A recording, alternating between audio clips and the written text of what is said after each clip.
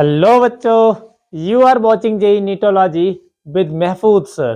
बच्चों, today will discuss about the most important topic of class 11th biology, that is mitosis of chapter number 10, that is cell cycle and cell division.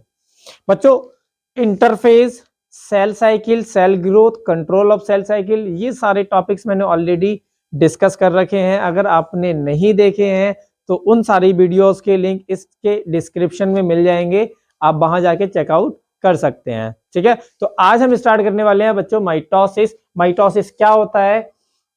Actually a process in which the formation of two identical cells takes place from the old cell. The old cell is known as parental mother cell and the newly formed cell is known as daughter cells। ठीक है, for example जैसे हमारे पास ये एक cell है बेटा, ये cell पहले अपना क्या कराएगी? ग्रोथ कराएगी, और ग्रोथ कराने के बाद दो पार्ट में डिवाइड हो जाएगी, है ना। और बेटा इसी को हम कहते हैं माइटोसिस। यहां सबसे इंपॉर्टेंट बात ये रहती है बच्चों कि जितना क्रोमोसोम पेरेंटल सेल में होता है, मदर सेल में होता है, उतना ही क्रोमोसोम प्रोजेनी सेल में भी होता है, मतलब डॉटर सेल में भी होता है। जैसे सपोज करो बेटा, यहाँ पे जो सेल डिवाइड हो रही है ये हमारे पास जनरली क्या है? डिप्लॉइड है। तो यहाँ जो डॉटर सेल बन रही हैं इनके अंदर भी number of set of chromosome diploid ही रहता है। मतलब एक सेल दो पार्ट में तो डिवाइड होती है लेकिन नंबर ऑफ क्रोमोसोम सेम रहता है। ठीक है, तो हम यहां लिख सकते हैं फॉर्मेशन ऑफ टू सेल्स या two identical cells from single old cell. Yes और नो? बेटा जो टू, यहां एक वर्ड और ऐड कर लो, न्यू आइडेंटिकल सेल। तो जो न्यूली आइडेंटिकल सेल्स होती हैं बेटा, इन्हें हम कहते हैं डॉटर सेल्स। क्या कहते हैं? Daughter cells. और जो ओल्ड सेल होती है बेटा, उन्हें हम कहते हैं पेरेंटल मदर सेल। क्या कहेंगे बेटा? Parental mother cell. ठीक है ना। Number of set of chromosome दोनों में सेम रहता है, मतलब इनकी जो प्लॉइडी है वो दोनों में सेम रहती है। और बेटा यही रीजन है कि हम माइटोसिस को इक्वेशनल डिवीजन के नाम से भी जानते हैं। किस नाम से जानते हैं बेटा? Equational division. क्यों? क्योंकि यहाँ पे इक्वल डिवीजन हो रहा है number of set of chromosome का, वहां पे कोई भी चेंजेस नहीं आ रहा है। ठीक है, नेक्स्ट अगर हम बात करें माइटोसिस कितने फेज में डिवाइड होती है बेटा? Actually, it is divided into two phases. The first one is the karyokinesis and the second one is the cytokinesis. बेटा कैरियो मतलब न्यूक्लियस, काइनेसिस मतलब डिवीजन। न्यूक्लियस का division is known as karyokinesis. बेटा एक ऐसी प्रोसेस जिसमें हम nucleus का डिवीजन कराते हैं। क्या बेटा? न्यूक्लियस का क्या कराएंगे हम? डिवीजन कराएंगे इसमें, उसको कहेंगे कैरियोकाइनेसिस। सेकंड बेटा, अगर हम साइटोप्लाज्म का डिवीजन कराएंगे तो उसको कहेंगे हम साइटोकाइनेसिस। जैसे सपोज आपने अमीबा तो अक्सर देखा होगा, वहां क्या होता है बेटा? जनरली ये हमारा सपोज कर लो अमीबा है, ठीक है, इसके अंदर है न्यूक्लियस। जब ये रेप्लिकेट करता है तो जनरली कुछ इस स्टेज में आता है, ये है ना। पहले इसका क्या करता है बेटा? ये न्यूक्लियस दो पार्ट में डिवाइड होता है ना, और हल्के हल्के ये सेल्स हमारी दो पार्ट में डिवाइड हो जाती है। यस और नो? ठीक है, तो पहले हमने न्यूक्लियस डिवाइड करा, फिर इस सेल का जो कंटेंट था, जो साइटोप्लाज्म था, इस साइटोप्लाज्म को हमने दो पार्ट में डिवाइड कर लिया। तो बेटा पहली प्रोसेस क्या होनी है? कैरियोकाइनेसिस। दूसरी प्रोसेस क्या होनी है? साइटोकाइनेसिस। इस तरह से हमारा सेल डिवीजन कंप्लीट होगा, वो भी माइटोसिस।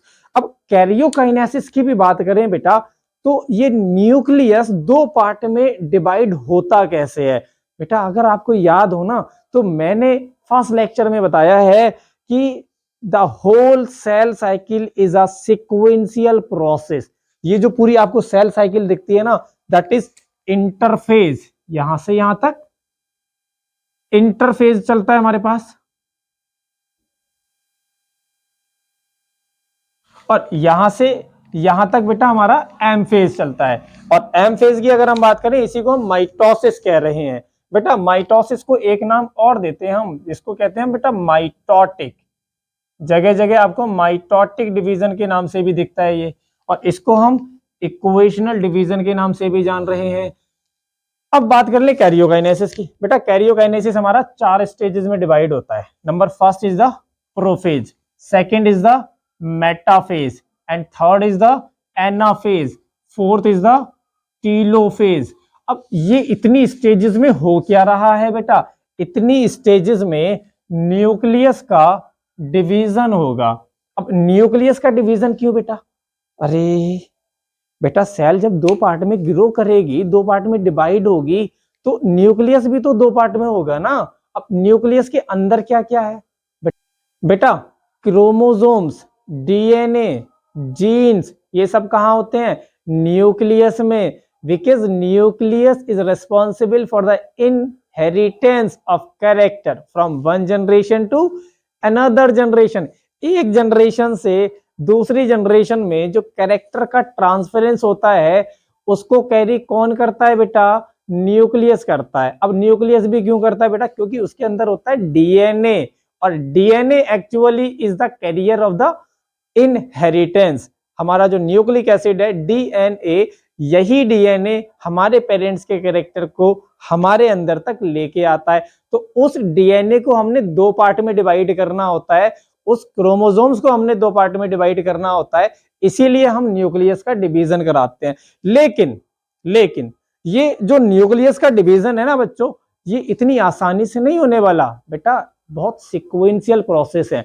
जैसे हमने जीवन कराया, एस कराया, G2 कराया, हमने क्या देखा था बेटा कि जीवन में हमारा जो क्रोमोसोम्स था वो जनरली थ्रेड फॉर्म में था, कुछ इस तरह से, जिसको हम क्रोमेटिन मटेरियल के नाम से जानते थे।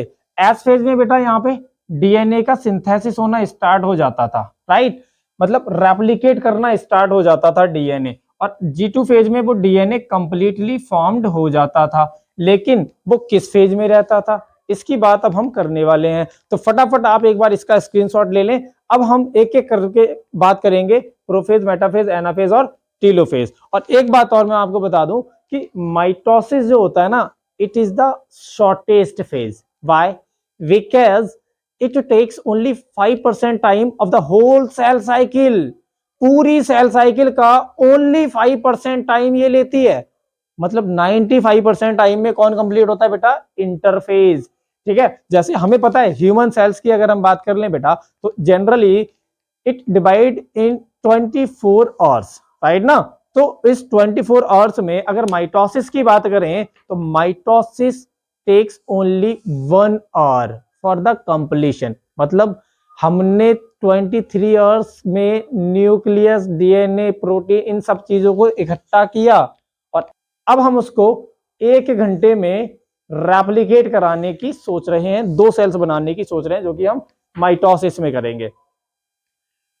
नेक्स्ट आता है कि एम फेज का अगर हम मार्क्ड पॉइंट देखें, मार्क्ड पॉइंट मतलब कि एम फेज कहां से इनिशिएट हो रहा है, हमें कैसे पता लगेगा कि भैया M phase, mitosis phase start हो गया। तो बेटा उसके लिए सबसे पहला फीचर हमारे पास आने वाला है कि जैसे ही न्यूक्लियर डीएनए का डिवीजन स्टार्ट हो जाए, या न्यूक्लियर डीएनए डिवीजन अपना करना स्टार्ट कर दे, तो वहीं से हम समझ सकते हैं कि भैया अब इसका डिवीजन होने वाला है, अब माइटोसिस फेज इनिशिएट हो चुका है। ठीक है, तो याद रखें, ये पॉइंट मैंने लिख रखा है कि it start with the nuclear DNA which result in the separation of daughter chromosome. ये जो क्रोमोसोम है, इनका 2 पार्ट में सेपरेशन हो जाएगा, और इसी को हम कह रहे हैं marked point of M phase. ठीक है ना बच्चों, तो फटाफट आप इसका एक स्क्रीनशॉट ले लें, फिर हम लोग अब बात करते हैं प्रोफेज की। हाँ तो बच्चों अब हम स्टार्ट करने वाले हैं प्रोफेज। बेटा प्रोफेज की अगर हम बात करें, सबसे पहला पॉइंट इसका ये है कि it is the longest phase of mitotic cell division. बेटा लॉन्गेस्ट है तो शॉर्टेस्ट कौन है? इसका बेटा एक ऑर्डर होता है। अगर हम बात करें अकॉर्डिंग टू टाइम, टाइम के रिस्पेक्ट में अगर हम बात करते हैं बेटा, तो ये ऑर्डर होता है। सबसे देखो, prophase, metaphase, anaphase and telophase. बेटा प्रोफेज जो होता है it is the longest and telophase जो होता है बेटा it is the shortest phase. सबसे ज्यादा टाइम कौन यूटिलाइज करता है बेटा? प्रोफेज करता है। और सबसे कम टाइम कौन यूटिलाइज करता है बेटा? हमारा टीलोफेज करता है। नेक्स्ट अगर हम बात करें, देखो बेटा हम इंटरफेस पढ़ के आए हैं और इंटरफेस में हमने बहुत अच्छे से एक बात तो सीखी थी कि हमने जो डीएनए मॉलिक्यूल का इनिशिएशन किया था बेटा, वो कहाँ किया था? G1, S and G2। बेटा एस फेज में जब सेल आती थी तो यहाँ पे डीएनए मॉलिक्यूल का इनिशिएशन स्टार्ट हो जाता था एंड फाइनली वो आते आते G2 फेज तक कंप्लीट हो जाता था। और जब G2 फेज में डीएनए का मॉलिक्यूल बनता था तो वो किस फॉर्म में रहता था बेटा? वो इंटरबाइंड फॉर्म में रहता था। इंटरबाइंड का मतलब होता है कि सारे के सारे जो थ्रेड होते हैं डीएनए के, वो कुछ इस तरह से इस फॉर्म में रहते थे, है ना। ये बिल्कुल उलझे हुए एक दूसरे में। इस स्टेज को बेटा हम क्या कहते हैं? इसको हम कहते हैं इंटरबाइंड कंडीशन, ठीक है। और ये इंटरबाइंड कंडीशन जैसे ही बेटा हमारे प्रोफेज में आती है, ये सारे के सारे थ्रेड, सारा का सारा क्रोमेटिन मटेरियल अनटेंगल्ड होना इनिशिएट कर देता है। अनटेंगल्ड का मतलब होता है सुलझना। ये जो उलझा हुआ है ना, ये हल्के हल्के सुलझना स्टार्ट कर देगा और कुछ ये कंडीशन बना लेगा, जैसे आप देख सकते हैं, ठीक है। ये सारे मॉलिक्यूल डीएनए के ऐसे करके अपने आप को सुलझाना स्टार्ट कर देते हैं, ठीक बेटा। इसको हम कहते हैं जनरली अनटेंगलिंग या अनटेंगल्ड, ठीक है, अनटेंगल्ड। और यही untangled chromatin material slowly slowly क्या बनाना स्टार्ट कर देते हैं बेटा? They will form chromosomes. क्या बनाएंगे बेटा? क्रोमोसोम्स का फॉर्मेशन कर लेते हैं। अब अगर हम क्रोमोसोम्स की बात करें तो prophase is marked by the initiation of the chromosome. और बेटा इस प्रोसेस को कहते हैं हम कंडेंसेशन। क्या कहते हैं? कंडेंसेशन।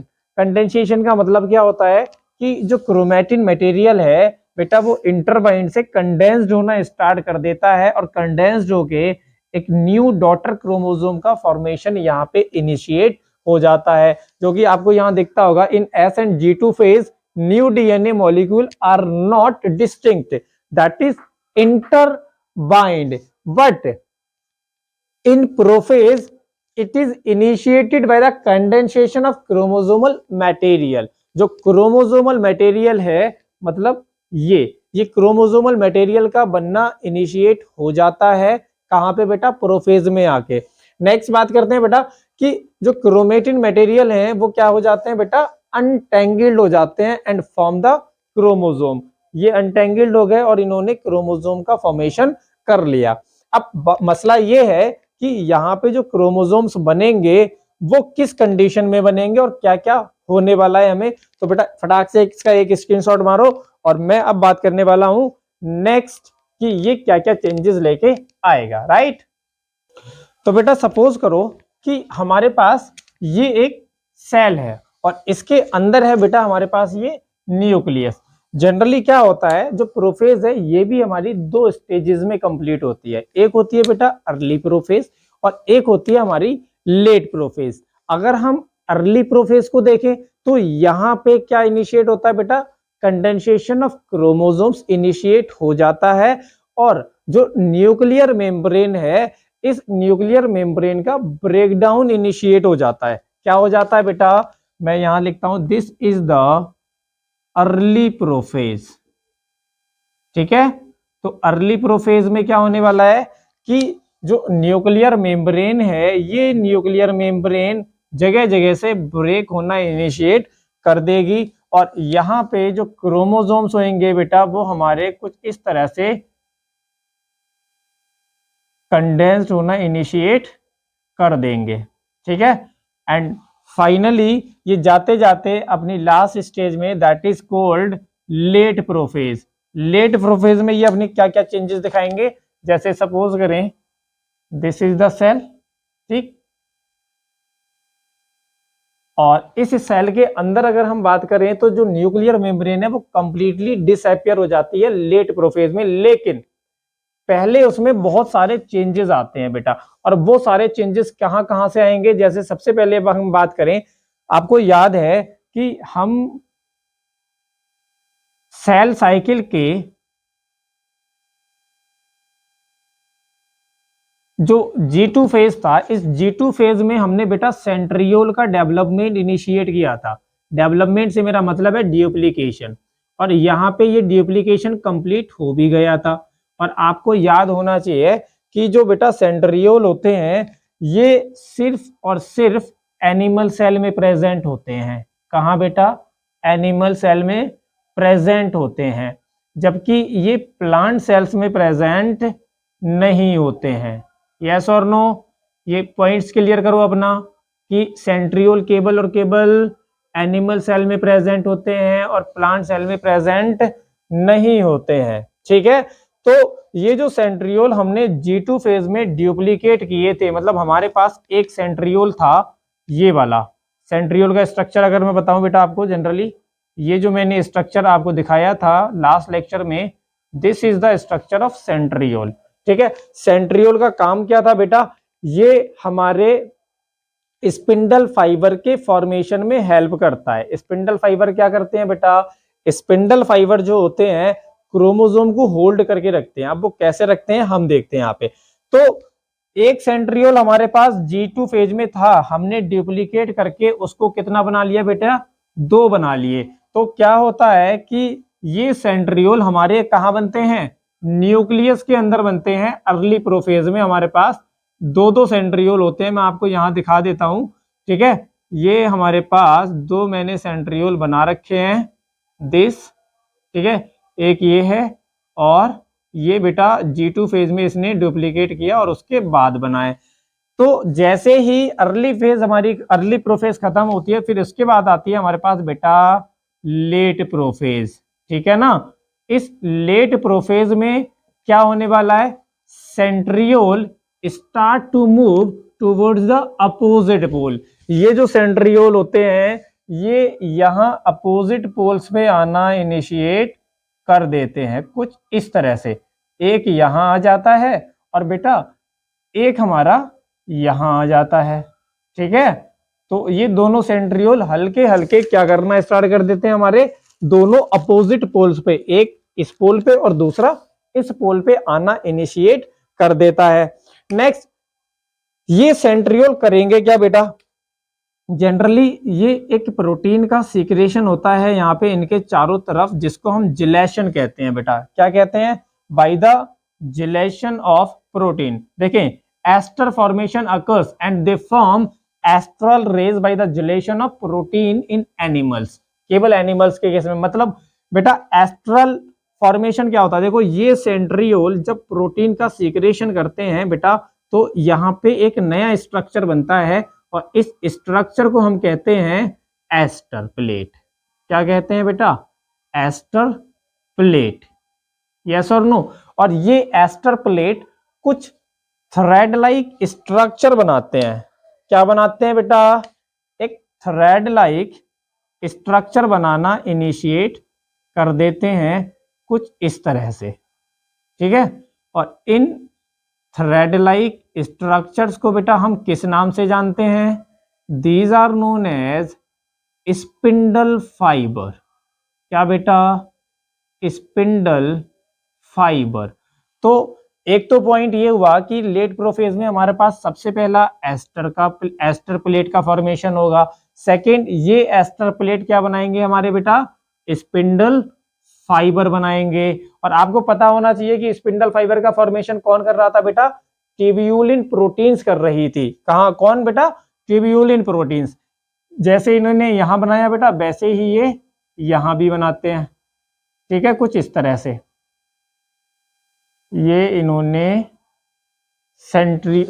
इन्होंने स्पिंडल फाइबर का फॉर्मेशन कर लिया और इसी को कहते हैं हम एस्टर फॉर्मेशन। ठीक है, अब जो क्रोमोसोम्स होते हैं, अगर हम लेट प्रोफेज की बात करें तो जनरली ये क्रोमोसोम्स हमारे कहां आ जाते हैं? बिल्कुल न्यूक्लियस के सेंटर पे आ जाते हैं। और सेंटर पे आने के बाद यहां पे कुछ इस तरह के हमारे पास स्ट्रक्चर देखने को आपको मिलेंगे।